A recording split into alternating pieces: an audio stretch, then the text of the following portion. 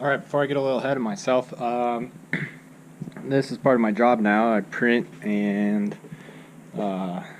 do all the production work for Impacted Wraps and Graphics here in Denver. And this is my first full custom design and print and install, and we're doing it on my coworker's E46 M3 autocross car. So this has kind of been a secret for the past couple months, and not many people have seen the print. But as you can see there's my logo.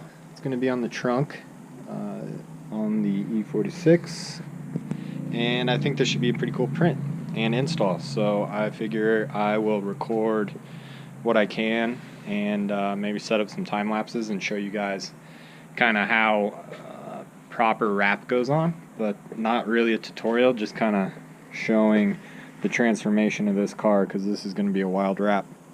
So yeah, stay tuned and let's see what happens.